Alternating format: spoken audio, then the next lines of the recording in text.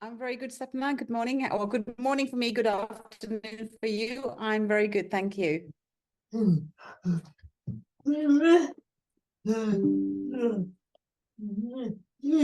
Nice to meet you too. I'm looking forward to our conversation.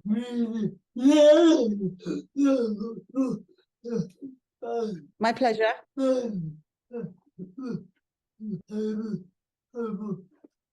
Of course, of course.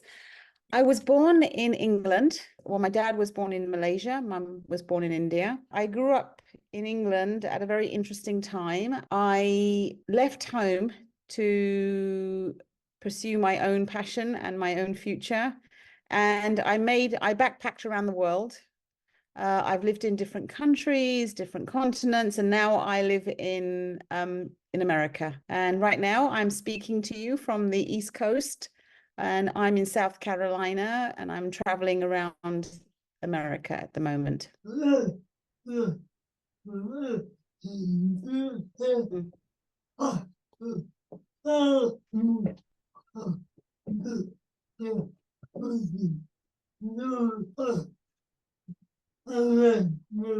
Sure.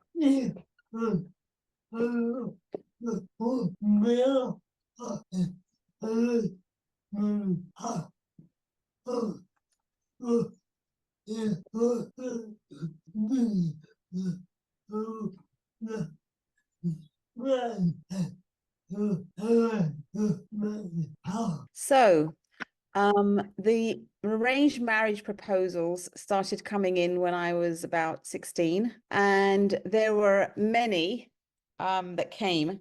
I was a rebel at heart, so I wasn't really entertaining them in the first place. I was born in 1964, so this is sort of in the late 1970s into the 80s, and I didn't really get far into the process until I was around 18, when I finally, just from exhaustion, said yes, because that's what my parents wanted and that's what I had been conditioned to accept. But I was still a rebel, and I was seen as being uncontrollable. And so the gentleman who my parents were very keen about had been to university and had a degree in computer science and computer studies. And when it came to university, I had done my A-levels, and my mum felt that I was not controllable if I was allowed to do a degree. But I was very vocal and outspoken, and I sabotaged. And I guess when it came to the dowry, he had given me his phone number, and when it came to the dowry, I just told him that my parents weren't going to give him anything. And when the adults found out, his mother was horrified. This is not how her future daughter-in-law is going to behave. And so there was a lot of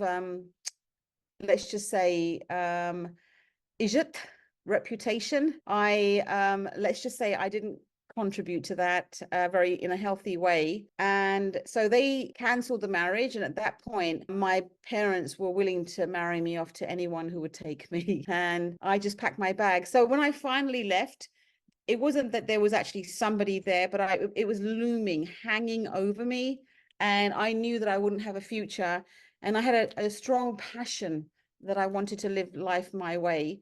But what I didn't realize, Sapna, is that I carried my conditioning. I carried my culture. And if I didn't work with that, I was going to repeat the history that had been conditioned into me, and to some degree I did. Because eventually when I did get married, because I did get married and I have 3 children, but I'm no longer married. I always tell people that I graduated that marriage. And so I married a very traditional Indian man in America, because on a subconscious level, I think that it was just conditioned into me to please my parents, and subconsciously what I did. But life is a journey, and it's about learning.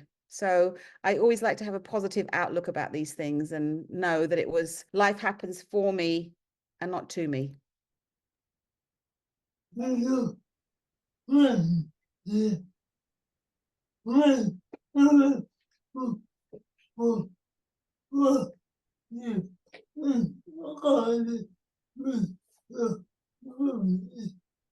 No, I didn't. Well, when I ran away, I was trainee manager with Sainsbury's home base. I believe it's no longer up and running, the home base part, but as a trainee manager, I had to get from my hometown of Gravesend to Croydon and be there at work at 7 a.m. in the morning. That meant catching a train from Gravesend into London and then out of London to Croydon. And the trains didn't run that early. So I asked my dad or my parents if I could like live away from home. And they said, absolutely not unless I'm married. When they said no to me, I just made a decision by myself that the fear of staying in the family was stronger than the fear of what was out there in the world for me. And so early hours of the morning on September 29th, 1985, I remember the date. It's etched in my memory. I packed my worldly belongings and left. And it was a shock to my parents, well, my mother especially, that I did that. And I was told to stay away as long as I liked. And so I did. So I didn't see them for another 15 years.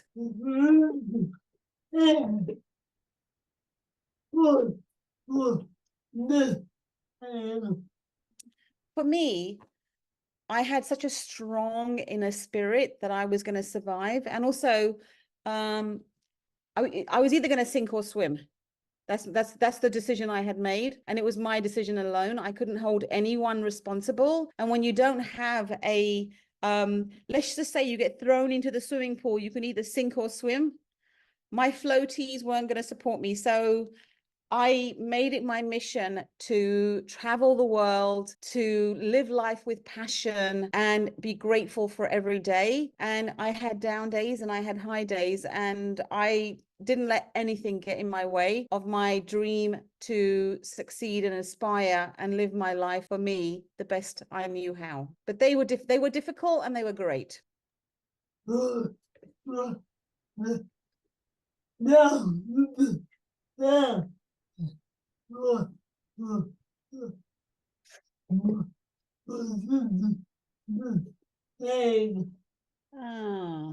okay. I'm thinking back to those days. They're a distant memory, really. Honestly, Sapna, it's like everybody in life. Everybody has down days. But for me personally, I didn't have any family. I had been disowned. So as a human being, to survive on your own and not have family, I spent way too long searching for a replacement family, when really what I've learned is that you really can't replace your family. You can find friends and you can pick who you hang out with. But I believe that our family are our karma, where we work out what we learn, our lessons, and we learn from each other. And I've spent most of my life running, is how I would answer that honestly. And it's so I'm a yoga teacher, and so when I discovered yoga and meditation, it really helped me to look within rather than look out at what the situation was. And it gave me the courage and the wisdom to realize that this is a life that I had chosen, and it's a life that if I was going to take responsibility for myself and help other people the way that I do, I had to sort myself out first. And so would I change those down days? No, I wouldn't, but they were painful.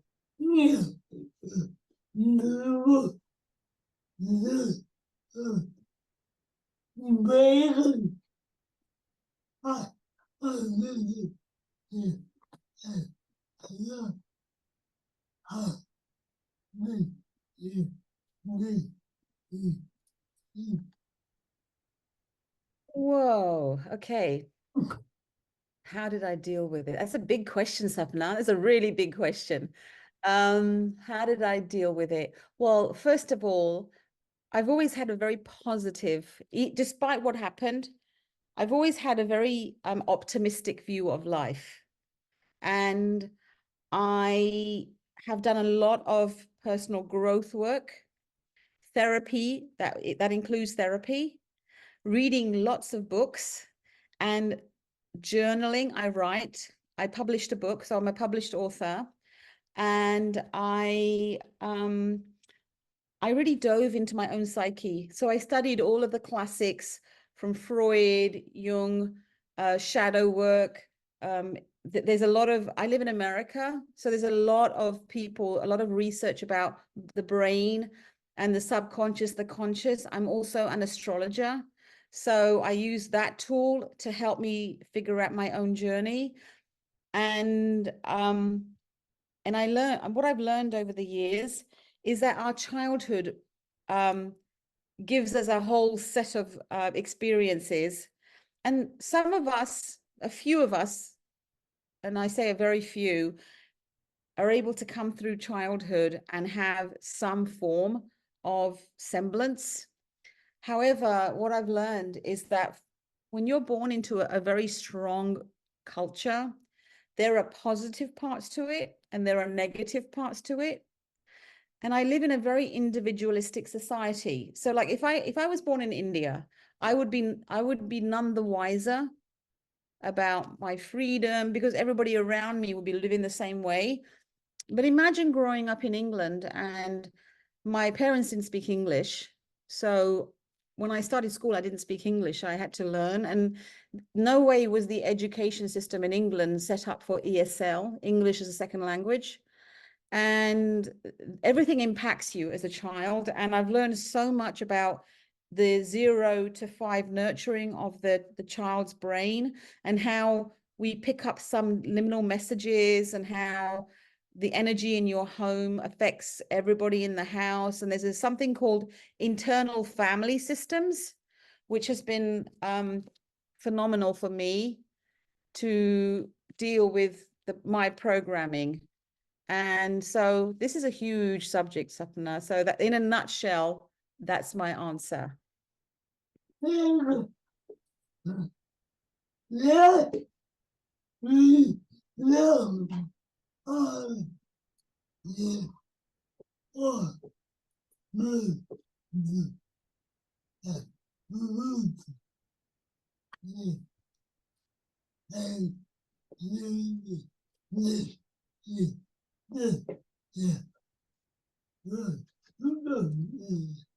Oh, well. So when I arrived in America, I had lived in New Zealand and I finally arrived in America, which was my dream destination at the time. And I met who I married in New York. And I did tell my parents, my mother, her first question was, is he Muslim? And obviously he was Hindu. And he was, that's his background. He was from South India originally. He's from Bangalore, from Karnataka. So I did tell my family that, well, my mother, that I was getting married, but no one attended my wedding.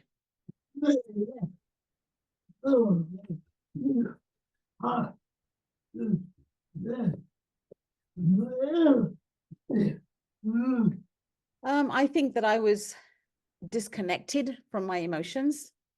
Honestly, there was a lot of conflict anyway. This was within the 15 years. There was no interaction. I hadn't seen them. So I think I had emotionally switched off in order to survive, is really my truth. Because I got married in Bangalore in India and all of his family was there, but I had no family there. And I think I was in an altered state of reality. You know, when you go through life and things don't always work out as beautifully as you want them to, and you just have to, I just kind of rolled with the punches. I just accepted what it was. And you cannot, what's the phrase that it is? I cannot show you what you cannot see. So I was 29 when I got married, and I knew very little about the wisdom of life, if I'm being honest with you at that point.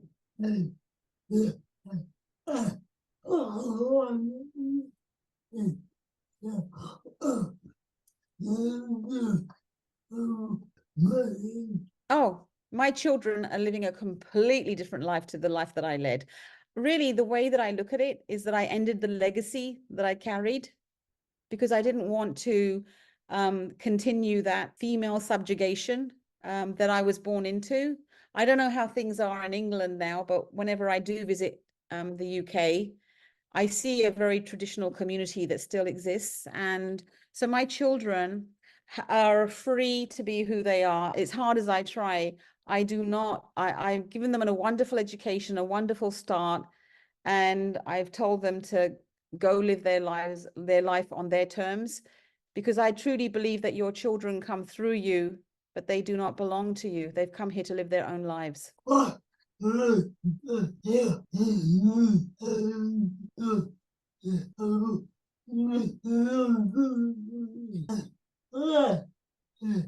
No.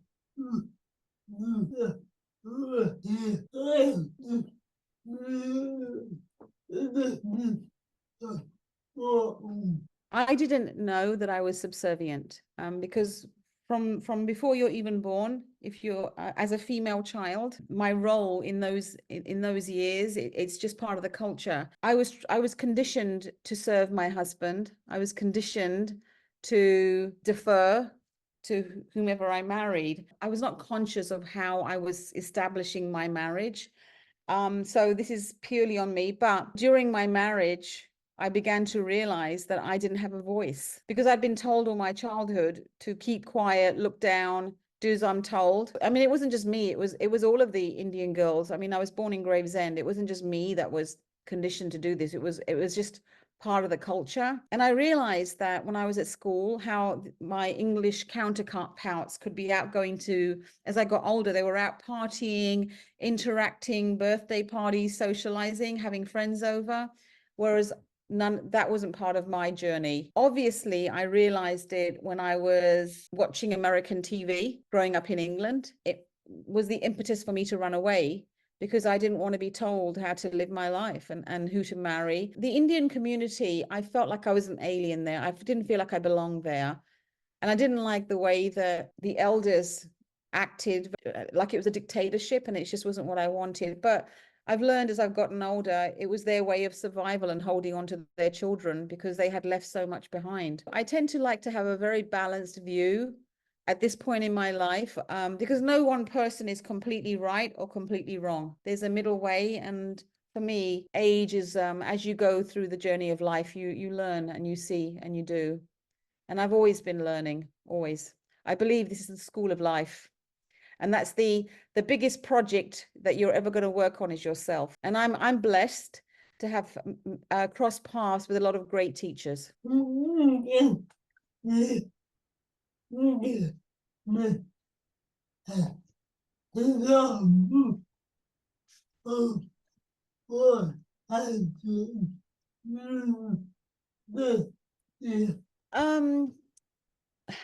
well, when you go to the Gurdwara, you've got plenty of aunties telling you how you shouldn't pluck your eyebrows. Plenty of aunties asking you if you've dyed your hair when I hadn't dyed. I mean, I was 14 years old. What is a 14-year-old?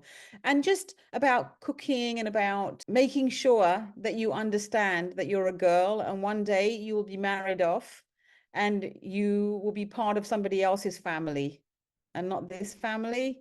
So there was always an element that I knew there was a feeling that I wasn't welcome, like I was a burden on my family. And again, that's typical in the culture.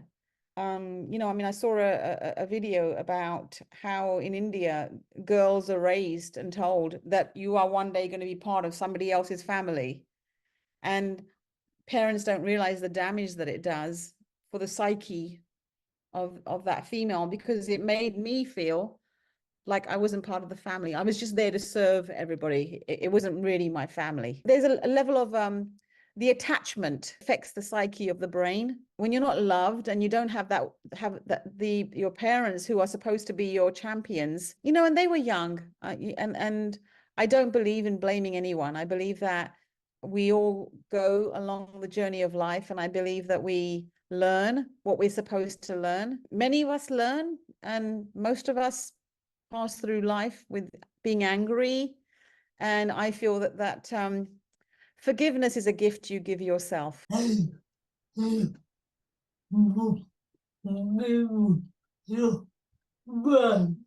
Oh, long time ago. Long time ago. Because, um, when I've learned so much on my journey of yoga. And what I've learned is that they were just victims of their circumstances. You know, I mean, they too were conditioned and they too were impacted. And eventually somebody has to wake up to this. And this is my karma. This is my karma. And um, there's a famous phrase by Mark Twain, and it says, it talks about the aroma of forgiveness. Um, the aroma of forgiveness is, I'm paraphrasing it. So basically, it's like the aroma of forgiveness is the crush of the violet, and the aroma upon the heel is forgiveness. So forgiveness is a gift. I learned early on, forgiveness is the gift that I gave myself. And my mother was a very religious woman, and I knew that she had a painful journey herself. When we, after 15 years, when we reconnected, I had anger. I'm one of four, not only the eldest daughter, but the eldest granddaughter. And I think that a lot of pressure is put on the eldest daughter, and you lose your childhood because you help with the younger siblings. So my view of life was shaped in that place. But yes, definitely. I mean, my mother died in 2017, and she died of ALS. And I've learned a lot about it's called Lou Gehrig's disease here in America. And I've learned a lot about it. And ALS is an autoimmune disease, and it's about people who don't know how to say no. And my mother was always a giver, helping everyone all the time. I wanted to learn from that. So yes, indeed, I have forgiven. And I'm blessed. I have an amazing life.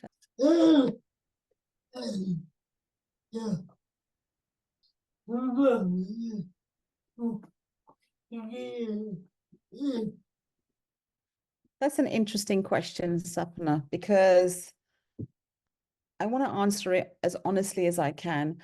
First of all, I don't think I'm qualified to answer that question because it's really them that should be answering it. But what I will say is that when I made the decision to leave, and it was 15 years before I saw them again, a lot of water had passed under the bridge, and I had changed so much and left England, and I had traveled around the world, and I had studied, and I had learned, and I had experienced, and I had done many workshops, courses, taken it upon myself to learn about psychology, how the brain functions. When I did reconnect with them, I just felt like I had gone back in time, and there's just too much difference. I'm too different from my family that sometimes you can love people from a distance, and that's kind of what we do as a family. I don't have any interaction with them, and I live in a different country. Yes, I think they've forgiven me from my vantage point. I just don't think we are.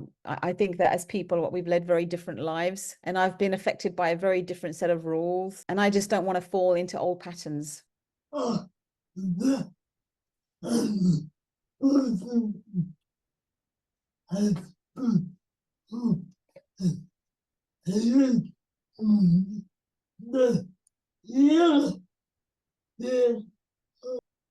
absolutely. Absolutely. I think that arranged marriage, as long as the two people that are getting married are on board, I think that you bring two families together. I think you create community. I think you have a support system. You have elders in place. As long as they're compassionate and understanding and can be communicative, I think that support system is amazing. And, working together.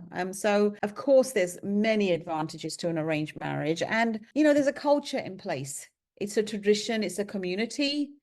And one thing I've learned by running away is you have to be pretty strong to survive, because it's a lonely journey.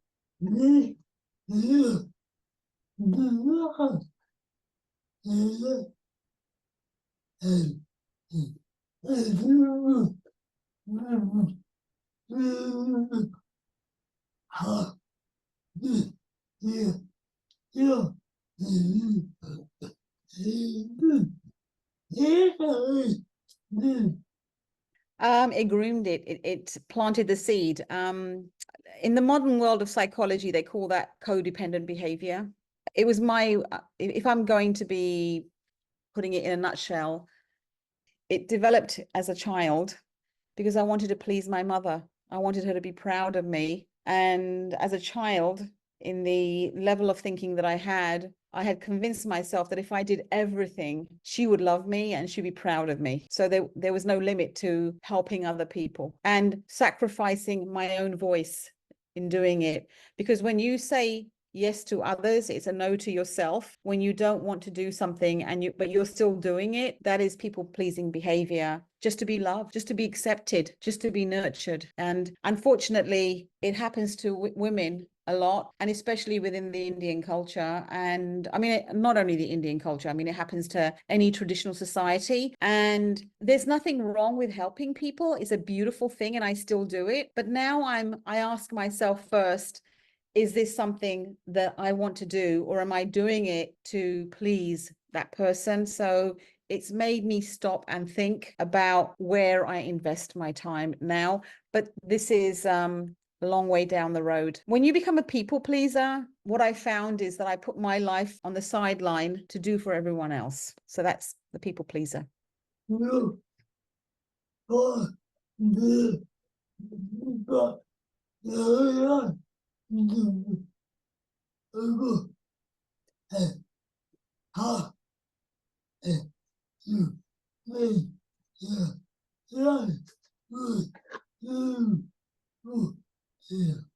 Whoa, that's a great question. That's a big question, actually, Sapana. There was a voice within me that said I didn't come here to follow the rules and just be ordinary in living that life. Otherwise, I would still be living within, a 40-mile radius of where I was born. I just had a dream within my heart. I had this passion that I couldn't explain to anyone. And having the courage, it was like a tight bud that just had to flower. And I don't even know if I was in control of this. I think that there's a higher power that when you are in flow, it just takes you. When you I trusted the universe. There was a reason for me to be here, and so for me, it's about breaking ending the legacy that I carried so that I can set my children free, and then also help other people to live life with passion, live life with joy, because now I'm a life coach and I help women my age. Well, I've been traveling for 39 years. And so using all of the tools that I have learned, I do a lot of mindset work. And right now, Sapana, I'm traveling around the world as a nomad, and I've just returned from 9 months in Australia and New Zealand. And now I'm making my way around the US. And I'm told by anyone I meet that I'm living their dream. So I would say I've got a pretty good thing going on. And my children are doing well and flourishing. And so I'm very grateful for what I have. I'm also very grateful for my childhood, because if I didn't have that adversity, I wouldn't be sitting where I'm sitting right now. If things had been comfortable, I would have no reason to rebel. If things were easy and everything was okay, I would have no reason to be following this passion. So there's something within me that just keeps me going and living life as joyfully as I can, because I get up every morning. And Sapna, I'm going to share something with you. This is my view out of my living room window. Just look at that. I have nothing to complain about. I'm very grateful.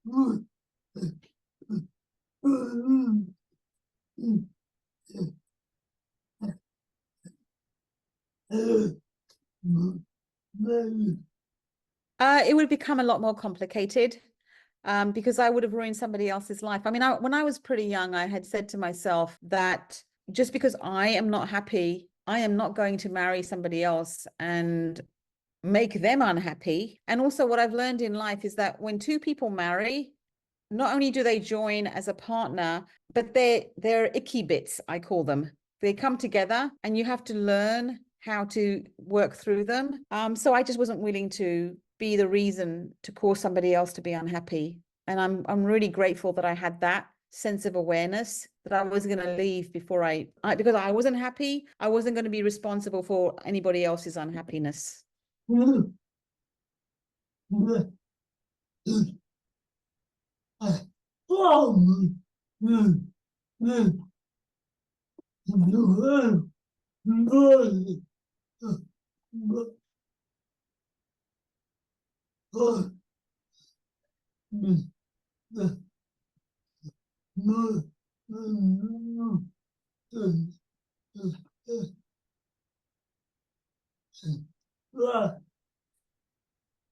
Oh, they continue, Sapna. When I left home, I was sent north 300 miles to Yorkshire by Sainsbury's, and I met so many different people. And what I learned is that people are people all over the world. And traveling just helps you to learn about racial equanimity. It's helped me to study my yoga, study my astrology, study my psychology, visit places. And when I travel, I don't go on package holidays. I immerse myself. So I'm always somewhere to meet the local people. And what I find is that all over the world, people are people. I believe that people are good people. And the propaganda that we're fed about certain things. And when you go there, you see things are different. I mean, I'll share with you. I mean, I was in Australia for 5 months, and it's a beautiful country. There's a lot to see over there. If I had gone for the usual 1 month vacation, 2 weeks vacation, my view of Australia would be very different compared to my 5 months experience. And I was there whilst they were having a referendum about giving the Indigenous people a voice. And I saw the ugly part of Australia too, unfortunately. But what traveling allows you to do is to really broaden your horizon and to learn about yourself. Because what I teach my students is, well, what I've learned myself is that when you point the finger, there are three fingers pointing back at you. It's always about expanding my own knowledge and asking myself, am I the best person I can be? Am I compassionate? Am I able to listen? There's a reason why God gave us 2 ears and 1 mouth. It's about appreciating what is around. So what you say is 100% true. Traveling, and not just going on holiday. That's not really, to me, that's going sightseeing, experiencing a place for a few days, coming back. For me, traveling is I mean, literally packing my bags and going and spending 2 months here, but I have the luxury because I'm a digital nomad, so I can be anywhere as long as I have Wi-Fi. Thank you. Yeah.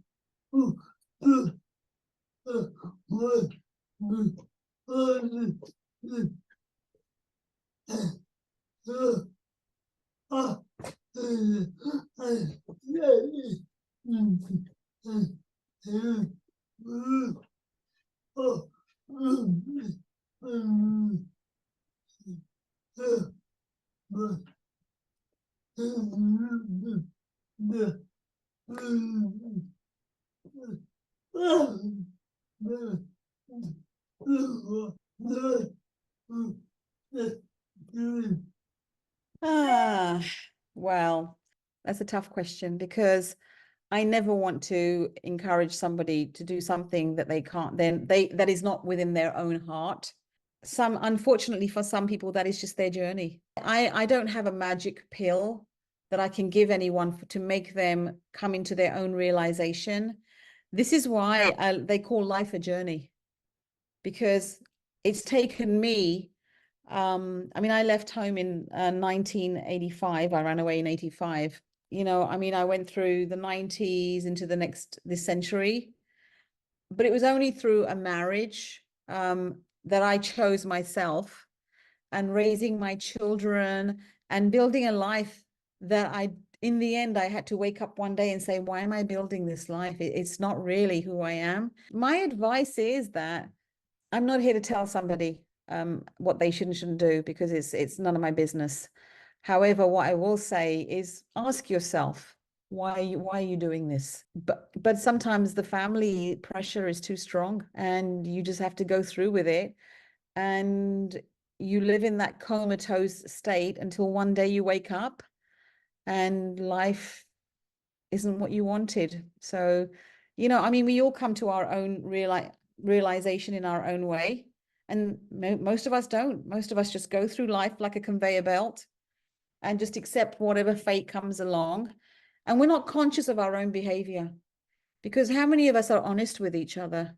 And conflict is always present.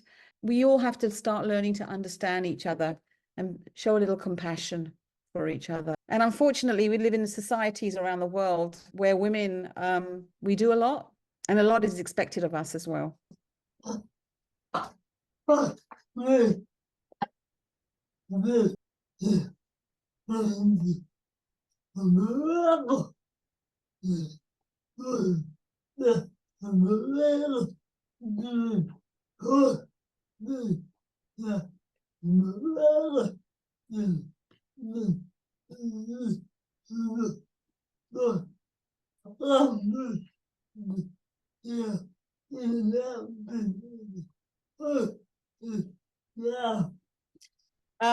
Well, I was born across the road from where Pocahontas is buried. I watched growing up Little House on the Prairie, as I'm sure many did. I grew up watching the Brady Bunch and all of the American TV. So I had in my mind this fantasy that I would be free and I would have an amazing future. And I found my way to America, and I fulfilled that dream with building a company, having kids, having a beautiful home, all of the things that one would dream of. But there came a point when I asked myself, if I've accomplished this American dream, why do I feel so unhappy inside? And that was when I started examining my life and where I was at and what I was really doing. And now I wouldn't change anything. I love being in this country. It's a massive country. So there's so much to see and do here. And also the opportunities that have opened up are magnificent. However, the way things used to be in the world are not the way they are anymore. And I don't know if it's that easy to accomplish that dream in today's society in general. But we're going through what's called a metamorphosis. And so there's a lot of change where the young start, because of technology, because of the fact, I mean, my God, to just for us to be able to do this interview is phenomenal. You're sitting there in the UK and I'm here in the States. And you know, and I admire that you have a podcast and that you're flourishing your life too. And so for me, the American dream, there's a whole philosophy about it not being there. But I truly believe that if you have it in your heart to succeed and you're willing to work hard, you can accomplish this in your life, no matter where you are.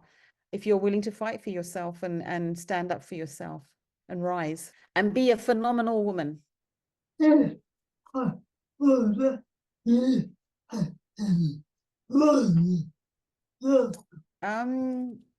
really appreciate that you've interviewed me, Sapna. It's been a great conversation, and I just encourage everyone to look at their own patterns and ask themselves how they are, and maybe look at the other, you know how they say that there's two sides of a story and the truth lies in the middle somewhere? Yeah. To have compassion, and forgiveness is the gift you give yourself. And I really believe that it just opens up the world for you to explore. So I just encourage everyone to dive into their own psyche and to examine what their thought process is, and to forgive each other, to learn to be accepting of different cultures and different habits, and live life with an open mind. Be an empty container so you can learn. Because would you rather be right or would you rather be happy? So yeah.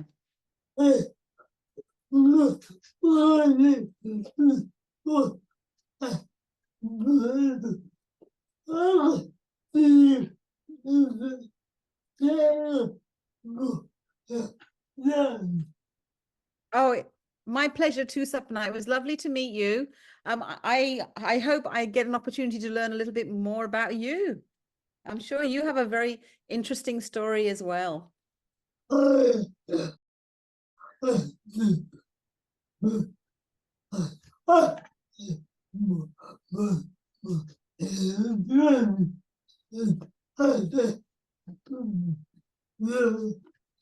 that's fabulous. And likewise, I enjoy this is why I love helping people. I love learning about their stories too, and how I can be of benefit to them too. So yes, definitely.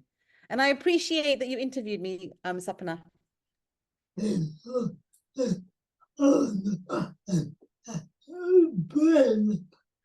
Likewise, likewise.